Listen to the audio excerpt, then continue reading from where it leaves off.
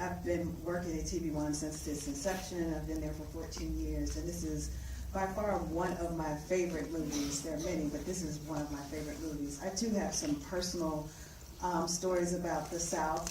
My father is from Alabama, my mother is from rural Mississippi, and I remember as a child growing up in New Jersey, going and spending summers in the South, the deep South, and my grandmother telling me, know your place. And, you know, growing up in the East Coast, that was, you know, jarring, but she really just was concerned that my brother and I, the only cousins that really grew up in the Northeast, were going to come down to rural Mississippi and get in a lot of trouble because things were not like they were in New Jersey or in New York. And so I remember a lot of the stories that my grandmother would tell me, and my mother and father, both who grew up in segregated high schools. And I remember the day when my mother got a master's degree in New Jersey, and she came home, she was a teacher, and she said, you know, today was an interesting day. It's the first day I've ever sat in a class with white people. So this story just really resonates with me. It really represents what TV1 is all about, also really telling real and authentic stories that haven't really been told, because you're going to see here that this is a little different than just what you probably read in your books at school. So you'll find out a little bit more about the Rosa Parks story, hence the title, Behind the Movement. So good afternoon, everybody. I'm excited to be here, and thank you for attending today's screening for this movie. We are so excited about bringing you this important story.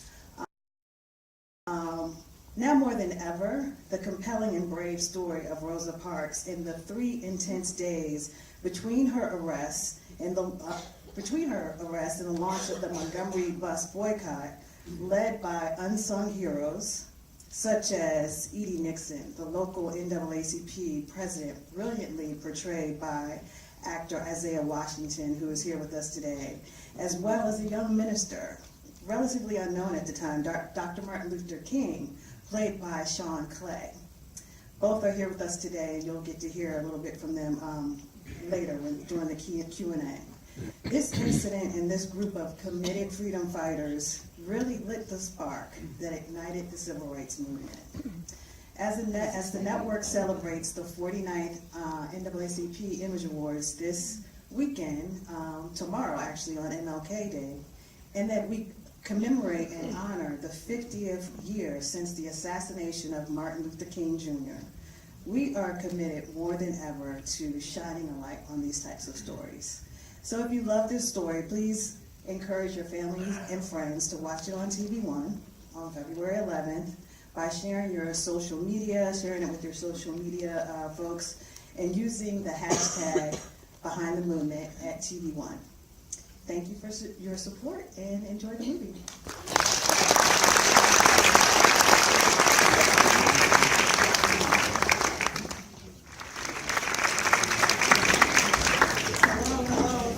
Everyone for coming out this afternoon. We know you could have been other places, and we don't take that for granted, and we appreciate your presence here today. Without further ado, I'd like to introduce to you guys a spirit behind the film. Once he was signed on as an actor, it just kind of catapulted the film into new heights, and that is Mr. Isaiah Washington, Edie Nixon.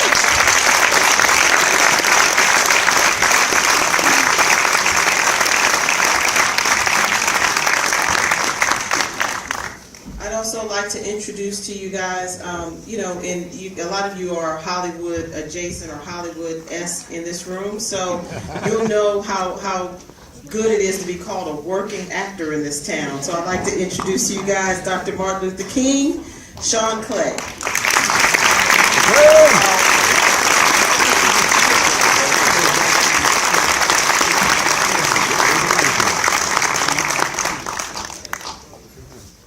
Next up is a young lady that we are so honored to have provided the opportunity to write this wonderful film. She's becoming a part of the TV1 family because she's also writing something for us now, Miss Katrina O'Gilvie.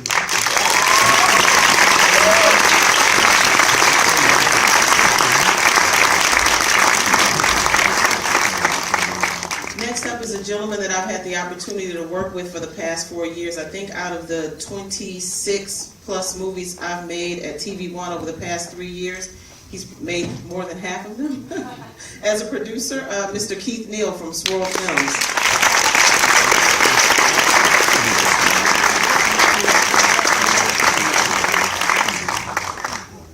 So that we keep the momentum of boy, girl, well, kind of. I'd like to introduce to you guys our casting director, Miss Leah Daniels-Butler. It's really great when someone is honored by their peers. She is a two-time winner of a casting award from the Casting Society of America. You guys have probably seen her name on many small and big screens, including Empire, Precious, and The Butler. She's pretty phenomenal, and she's casted almost half of our movies, too. Awesome. Last but not least, I'd like to bring up the director of this movie, who did a phenomenal job and has a wonderful eye and is great with talent, Mr. Aric Avelino.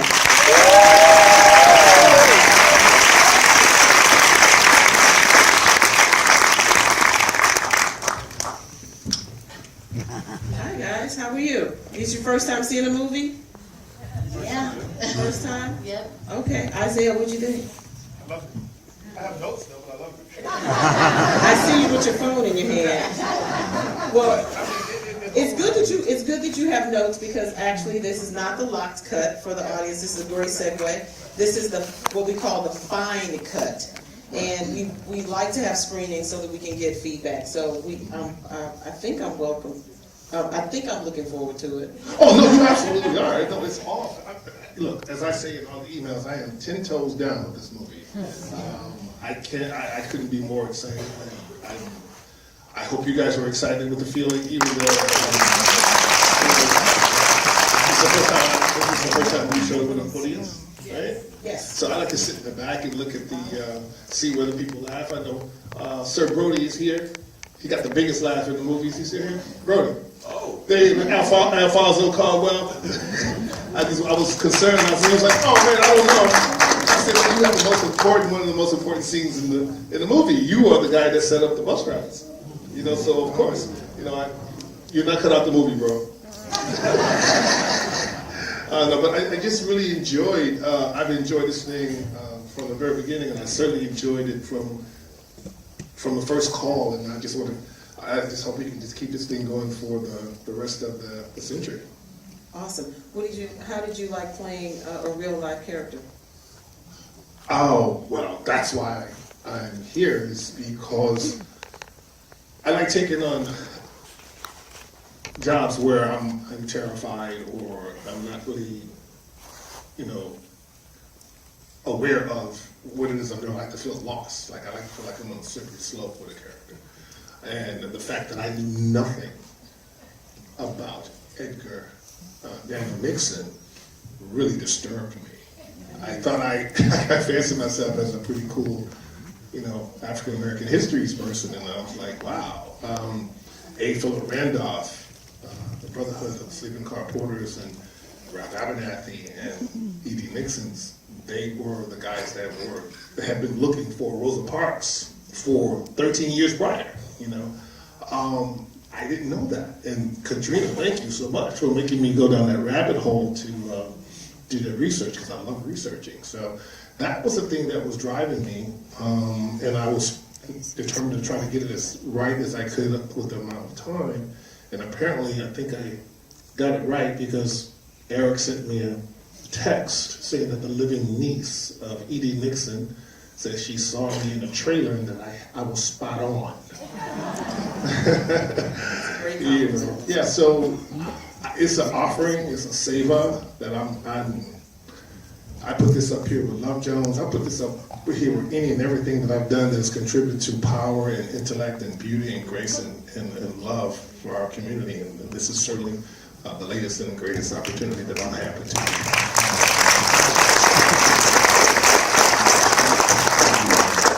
Perfect segue to talk to Katrina about how this project came about. I know how it came about internally, but I'd love to hear what your version of the story is. it's really unusual for a writer to go through what I did because I don't have many credits. And Karen Peterkin had met me about a year before and liked some of my writing and wanted to bring me onto this project. So I was surprised to get a call from her to say if she could talk to me about the project. Usually it's us trying to hustle to get you guys to buy something. So she told me they wanted to do a 24 hours of this event, and I did some research. I said yes, of course, and as I did the research, I said nothing really happens in the first 24. It all happens in the 3 days up to it. So I was able to write it with this pace, and Aric obviously slam dunked it because 1955 is difficult to. That era, everything is a bit slower, so we wanted to do something that had a little bit of tension and pace to it. And it was fun to bring all of these characters. There's such a big group of people that made this all happen, so Rosa was very much the spark, but there was so much of the community that pulled it together, and there was no way to do it without everyone's support, so it was really great to do. I'm also a history buff, and I love to research, and first thing I did was call my best friend's mom, who was part of the movement and just wrote a book herself, and I said, tell me everything. And called the churches and got information and dug in as much as I could to bring out things. So there's very little in this that's not true. So a lot of people are so surprised at like events, but the quiet conversations at the train station, that's all true. I mean, everything is pretty much real life. So it was really exciting.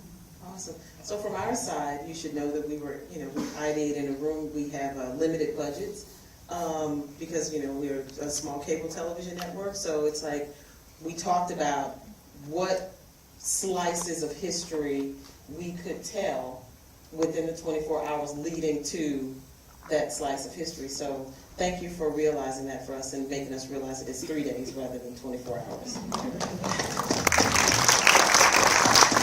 Thank you, Aric, for making those 3 days look so beautiful and effortless. And talk to the audience about when you first got the call that we were interested in you directing Behind the Movement. Yeah, it's my, for me, I think anybody would have taken this opportunity, right? I mean, my father, who's here somewhere. I don't know if it is. Thank you. My father was the first to integrate his high school in 1954. His mother marched with Dr. King. And to have an opportunity to tell a story and continue that, just my little part of that and continue that, it was amazing. And the fact that, it was mentioned to me in a meeting, and I said, I want that, the opportunity to make that even before I read the script. And when I read the script, and I love the fact that it told a story of so many people from so many unique perspectives. It wasn't flat. And so oftentimes we tell these stories, and Rosa Parks is a hero who we can't necessarily see ourselves in their image. But this painted a fuller picture, and we got to explore people like Edie Nixon. And we saw all the people literally behind the movement. So I'm happy we kept that title, by the way. But you start with the script and you say, this is wonderful, and then you get the support of Swirl, and of course you guys at TV One, but then to be able to work with the cast, as the cast started coming together, thank you for that. That really is what makes the movie hum, and all that momentum that you see, and all that kinetic energy. And everybody working in the conditions that we did, like making this movie as fast as we did, but everybody came in so well prepared. And Shaun came out of nowhere and did a phenomenal job. And having Isaiah on the team and lifting up everybody in every single scene that you're in, I think you see that. And the energy, and you feel that. And that's the kind of rooms that we grew up in. And oftentimes when we tell these stories, they're flattened out, and you don't get that perspective. When we see all the different people, not everybody was down with this. And it's through that journey that Katrina took us through that we were able to appreciate that. And that's who we are. I think our stories oftentimes in a history book are just a no, Rosa Parks did this. But this film gave us all an opportunity to tell a more fuller perspective, which I think we deserve. I agree. And So can we give a thank you for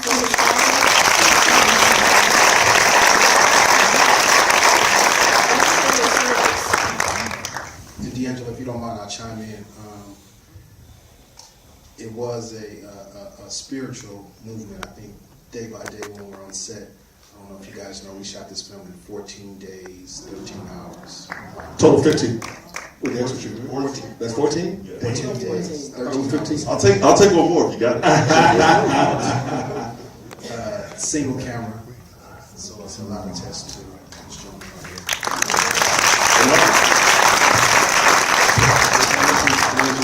Our cinematographer is somewhere in here. We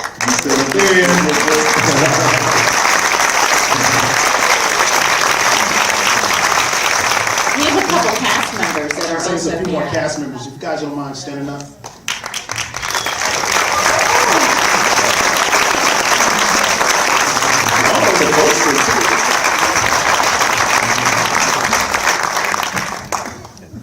Aric, I have another question for you. Can you talk to us about the choice you made when Rosa was on the bus? Like, I've seen portrayals of Rosa Parks where they made her all tired, her feet were hurting and all that stuff, and that's just not the case. So can you talk to us about... Yeah, Rosa Parks didn't play. Like, if you know, this was just a part of Rosa Parks' journey.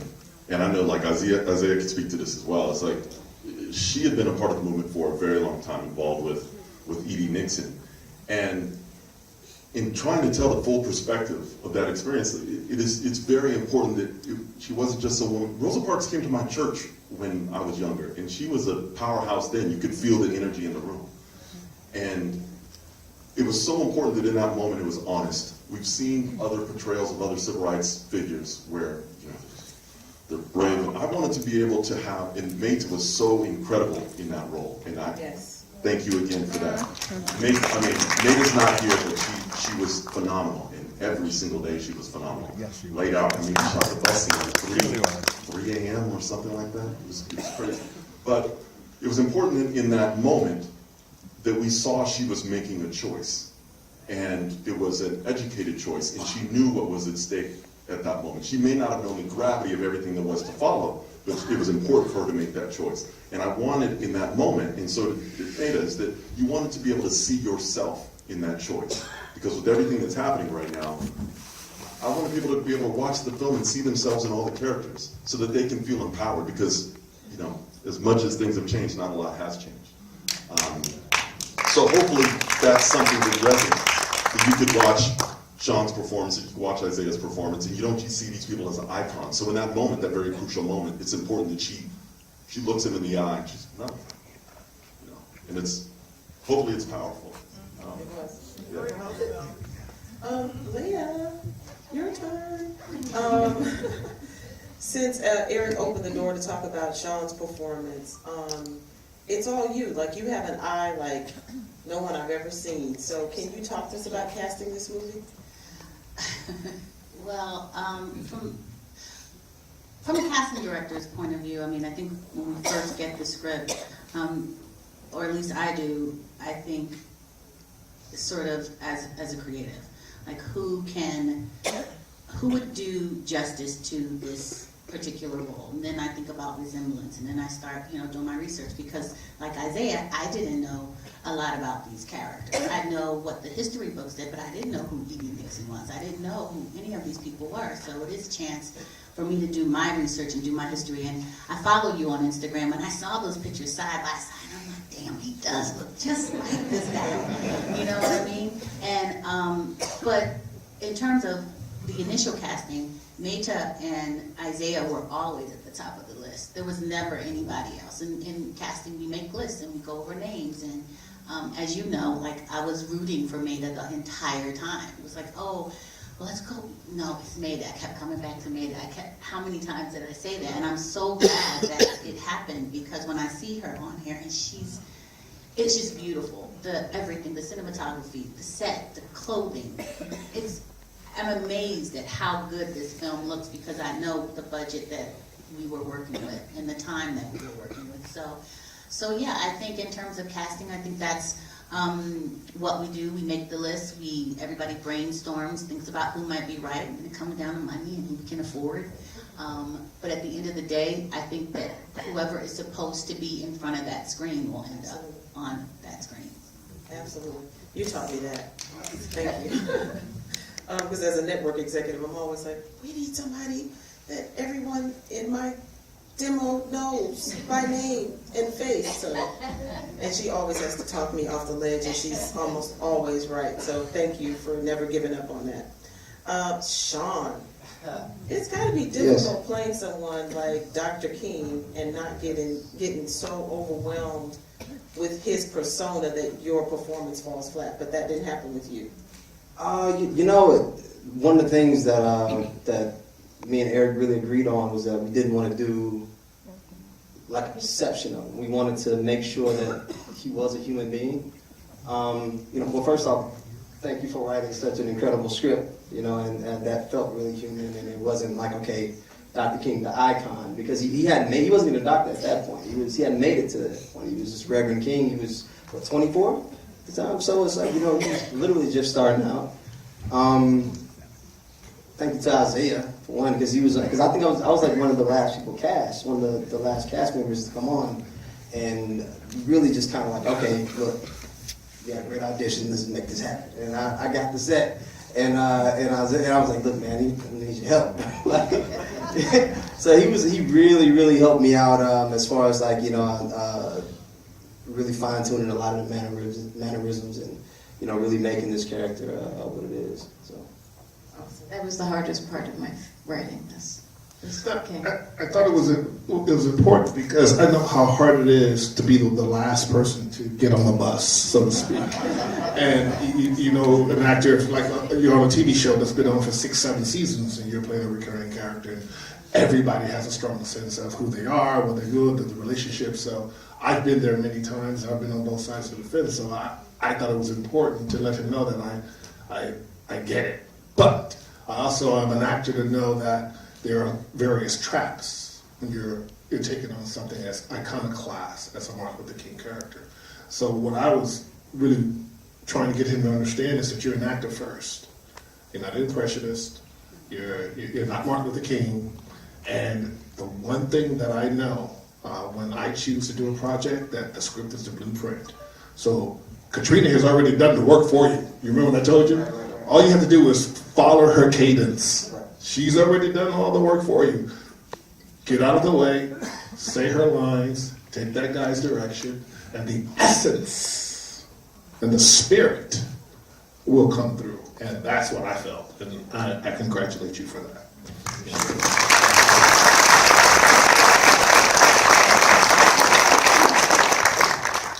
Do any of the panelists have anything to add before I open it up to the floor for questions? Yes, I do. of course you did. And, well, you know I'm not one to stay silent for long. But I don't think this is about the days or the budget. Whenever you let a genie out of the bottle, a movie a really good story tends to take on its own life force. And I know there's other ramifications, and I know there's other contractual obligations, and I know there's things that we all have to abide by. But laws, amendments are made for a reason, that is to make things better. And I'm lobbying, not to throw anyone under the bus, but I'm lobbying for maybe if we can get past this 83 minutes and go to maybe 90 minutes. Amen. I'm not trying to throw anyone under the bus here. This is the first audience, and a lot of people are recording this. But I'm lobbying for those amendments, those contractual obligations to be maybe... Are there like tracks on my back? I think this story, and correct me if I'm wrong, audience, begs for a little more time. I think I may be wrong, boss. Please forgive me. Hello, Mr. Washington. But I think if by chance, if there wasn't a Martin Luther King, we wouldn't be as free as we are. Now, it's still a long way to go. But I think somewhere, boss, if we can get past the 14-year limitation, I mean contractual model of 83 minutes, and jump to maybe 90 or 96. That's another commercial break, I think. That's another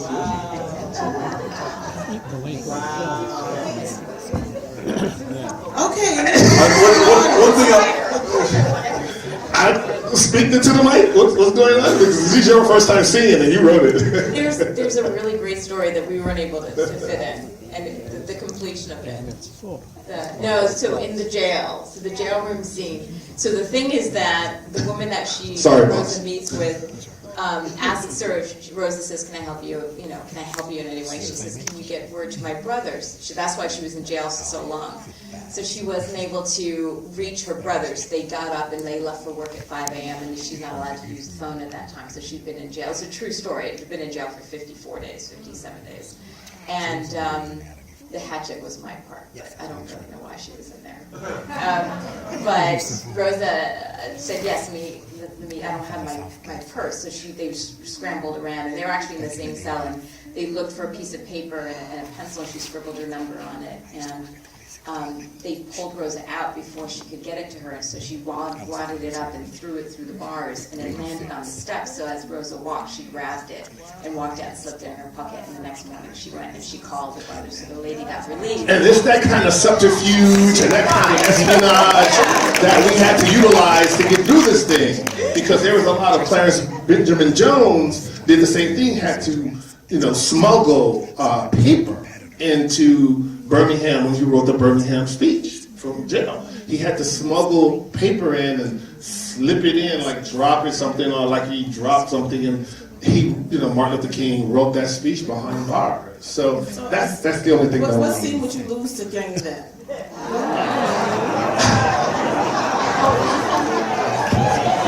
She doesn't really play either. She is from my hometown. Obvious question. Sometimes you have to let the babies go. Okay, boss. We tried. Just about. Eric? Well, we understand format, but I'm just wondering, all movies usually have a direct. No, we have format, and I could abide by the 83-minute format, but even Godfather, had a director's cut. For the record, you just compared the film to Godfather. Thank you very much. I mean, even Deer Hunter, even Hidden Figures wasn't 83 minutes. Godfather was good, though. Godfather was amazing. Godfather 2 had an intermission. That's all I'm saying. I'm so fired. Oh no, I'm just too late. Fire me now. It's too late.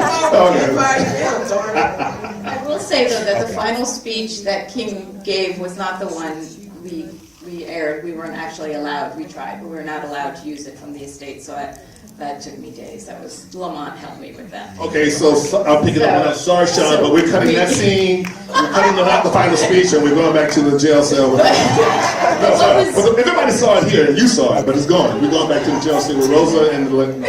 But what was amazing was that just before King went up there, if you can Google it, because we were given the beginning of that speech before the show started. That was off the top of his head. He hadn't scripted it. Just a few minutes before he went up to the audience at the church, E.D. Nixon said, "Will you please say a few words?" And he just pulled it out, and that's part of his Dr. King's incredible talent that started when he was so young. So. Any questions from the audience? Front row. Hello, my name is V. Brown. I'm with UR Web, and I'm from Memphis, Tennessee. So this resonates with me just because of my upbringing with my family. My mom, she was born in 1961. So just looking at this being set 1955. So my question is, with you guys being a part of the film, I know it was enjoyable. It was a great story. But was there anything that that made you angry with seeing this? And with you writing it and being a part of it, because it brings that fire inside of me to want to be a leader and to want to do things that will help my community with everything that's going on. So that's my question to you guys. I was angry that I had to write this story to remind people. I was angry writing it and looking at 1955 papers and then looking at the New York Times, and didn't see much change. I wrote it a year ago, and it was during the election and I saw the writing on the wall. You guys hear that turnaround time at TV1? Thank you, Noah. Thank you, Deanna, for the turnaround time. Idea Yeah. to To screen. I wrote the in a first year, draft. 2 Kudos. months. I wrote the first draft in 4 weeks. So yeah, but it made me angry that. But then the responsibility. But I do remember there was a day that I had to close the laptop and take a walk because I was shaking, because I was just irritated that we have to tell this story again because it is happening again. Well, I was put off because I didn't know about A. Philip Randolph, Ralph Abernathy, and Edie Nixon. I don't know if I was angry because I'm done with the anger. I just want to be proactive. But I hear you. It just doesn't serve me. So I was inspired in a hurry to get the truth out. So that's the thing that was driving me from her anger. It went to me in coming out as, okay, now what do we do about it? And the one thing that I really liked about this, there wasn't not to offend anyone, but there wasn't a white savior that came in that was at the lead of the entire film. It was an ensemble. It was clearly, you didn't need a crawl to let anyone know that Rosa Parks was Rosa Parks. You may have needed a crawl to know that the very key person like Freddie Gray was very important, and maybe need one for Charles Langford and the Mayor Gales and all those other people. I'm not sure we'll get there. But these are very key people that I think once you understand, what I love about the pieces is just very educational. In a very quick way, you get an onslaught of information and history that I certainly wasn't aware of. So I'm thrilled, as opposed to, yes, I'm disappointed that there's still parallels today. Obviously, I'm 54 years old, but we are where we are, and kudos to Katrina, and kudos to Karen Peterkin and D'Angelo for getting the TV1 to continue to remind people that we still have a long way to go.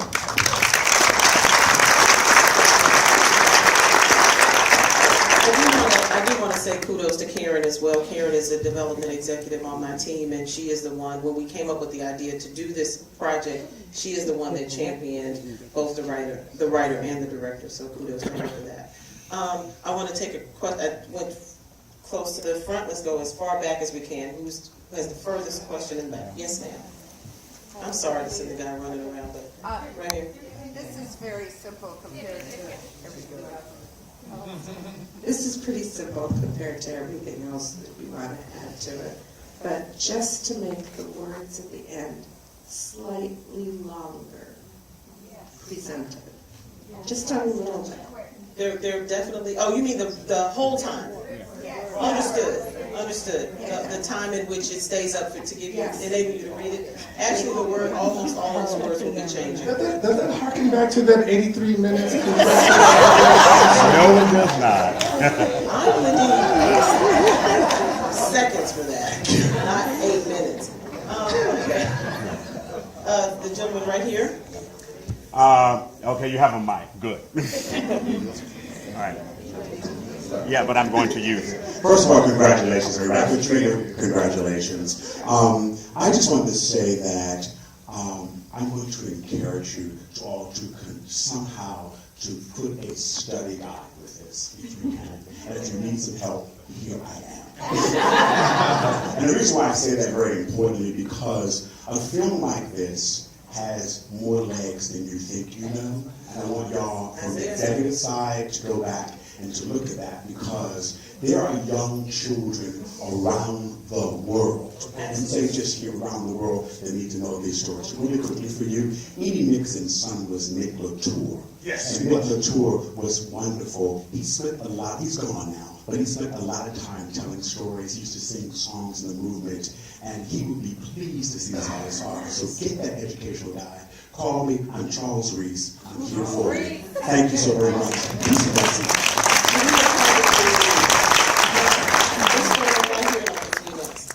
Yes, sir. I'll help you on that.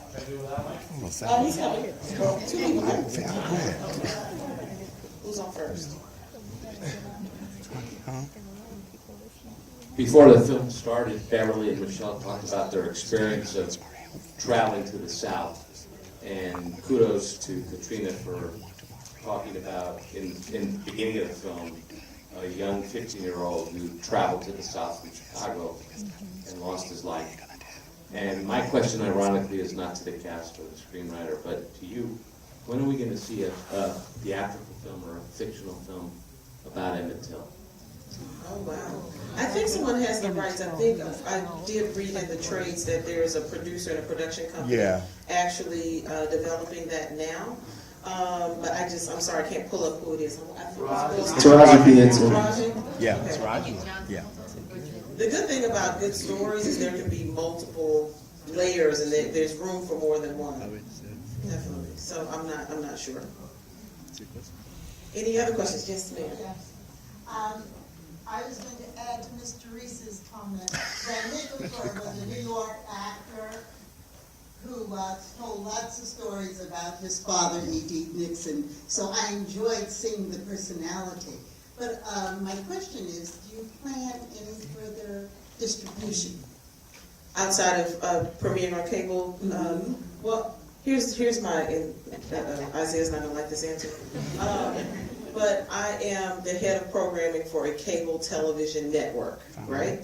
So my goal is to always, my job is to find and identify projects for distribution on TV One.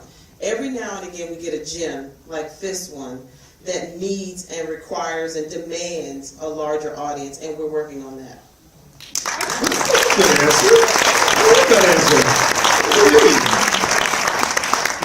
At an AMC theater near you soon. Yes, sir. Right here in the white shirt. We can take this show on the road. He was actually holding his hand up for me. I was curious to know how you casted Loretta Devine, because she's so versatile, and how is it that you chose her? And also, I want to say congratulations, and I'm a proud godmother of That's Aric my godmother.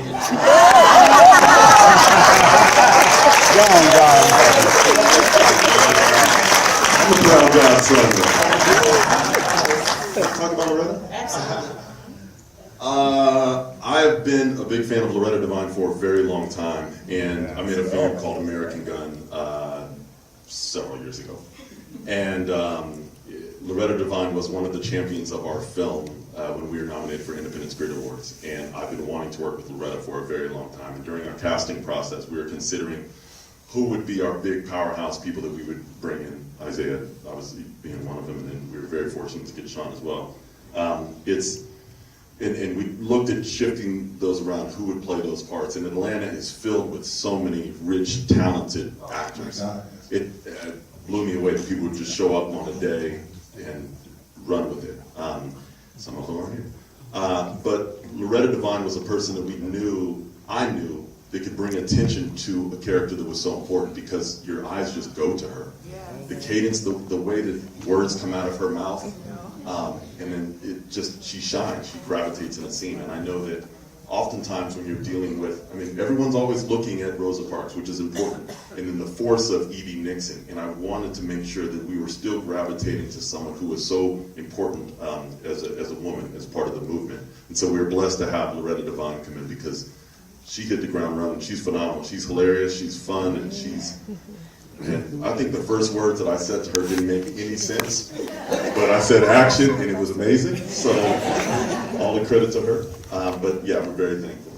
And can also, she's not here, but we really need to give kudos, because I've had the opportunity to work with the great Ruth Carter on many Spike Lee films. Didn't get to work with her on Malcolm X, but one thing I love about coming out of the theater in New York over the years is detail. Yes. And what I really felt and honored with you, Aric, is that you took the time, and the editors took the time to capture the essence of everything detailed. I was sitting next to a young lady up there who's an educator, and she kept whispering in my ear. She says, "Oh my God, I grew up in Mississippi, but the detail, the detail, the detail." So I also have to keep in mind that Jacqueline S. Banner did an extraordinary job in a short amount of time with the wardrobe. Incredible. To capture the essence of, these women, they actually got the old school patterns They had actual seamstress and people on the set actually making Loretta Devine's clothes, making Major's clothes. She would not here to check. These clothes were made to the T. I mean, literally sewn together. And I watched them even on the set. I mean, the first day I got on the set, I didn't want to let anyone know it was really late. And I tried to slip in. I always like to try to get in on the day before I go to work so I can get a feeling of how's everyone vibing, how's this one cell body moving. And I got out the car and turned the corner and happened to catch the moment they were shooting the scene on that bus when she's arrested. And when I tell you, and this is no hyperbole, I've done a lot of movies where we were still using film from anywhere from $50 to $25 million budgets. But when I turned that corner and felt the energy led by Aric and everyone working together, I thought I was on a set of a $50 million budget film. So I hear you about the budget and limitedness, and it's true. But people of color around the world have always taken a little of nothing and made great things. That's just what we do as we improvise. That's what we do. Now, having said that, is when it is in the AMC theaters,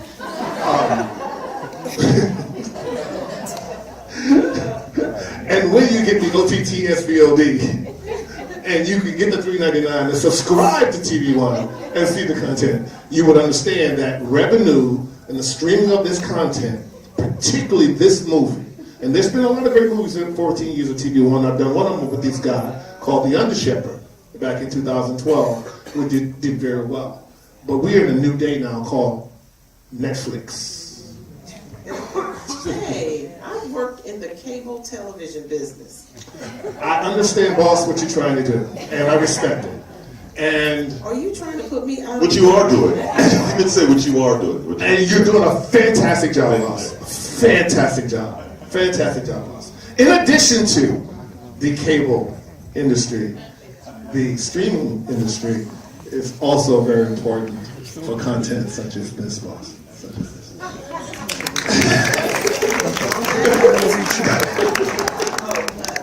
Just one quick question. I was sitting like this the whole movie. It was so good. Every word I was hanging on to. Was it intentional that the color was so dark? I can answer that.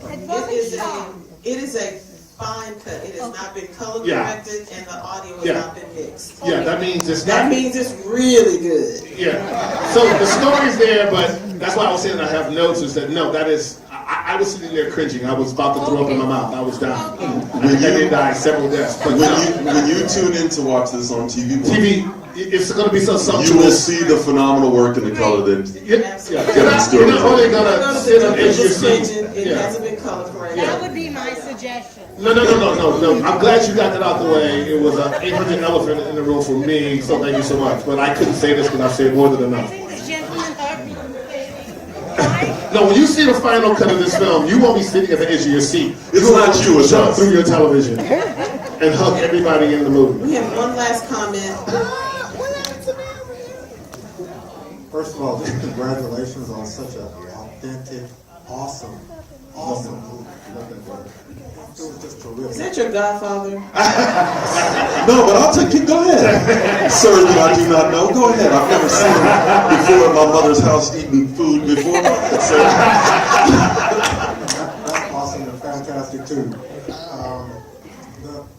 What I didn't get, and what we kind of talked about during the film, was how Dr. King was portrayed. And we were thinking, that's not the Dr. King that we know. But he wasn't the Dr. King. Right, that's the whole point. And you explain that. So that kind of goes back to the study guide, because we didn't do that. That was the very first entry that he started into the movement. That was why he became part of the movement. He had done some things before, he'd worked, but once he got there and he had seen kind of for the first time how bad things were in the South, because they were exceptionally bad in Montgomery. That's what propelled him. This event, that speech, the last speech, that wasn't mine, but the last speech that you can look up was off the top of his head and from his heart, and propelled the entire movement. E.D. Nixon made him do it.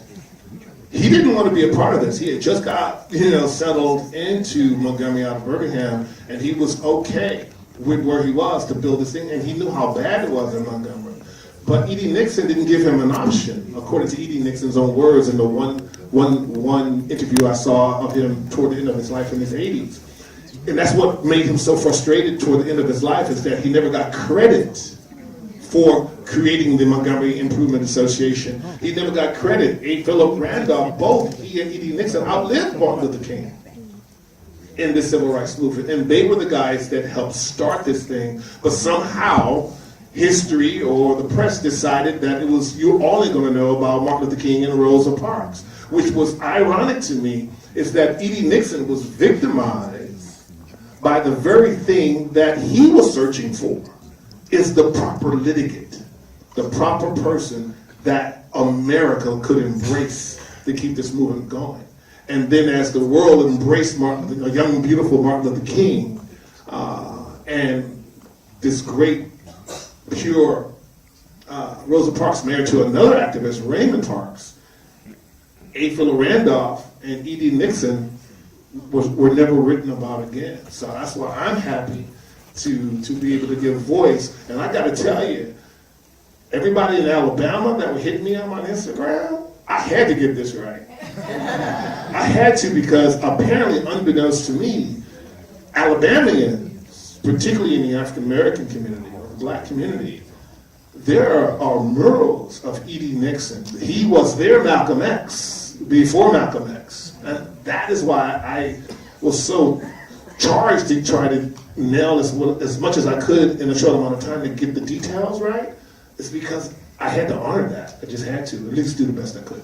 Do any of our panelists have something to say that Isaiah has not made? Yeah, I want to say one last thing. He's not here, but thank you so much to Roger Gwynver-Smith, who was so phenomenal. Yeah. And a person that, Roger, in a role that a lot of people did not know a lot of, and I'm so incredibly thankful for Roger and for all the incredible cast that was in this. I'm thankful that we're able to screen this here at the Museum of Tolerance, and to all the people that made it happen with Swirl and incredible cast and crew, and TV One, of course, and we're so thankful that we could tell this story. So watch the movie, tell people to watch the movie, and read. Don't just Google, read all the stuff that we learned that Katrina did so that she can make this wonderful film. Awesome. Thank you, everybody.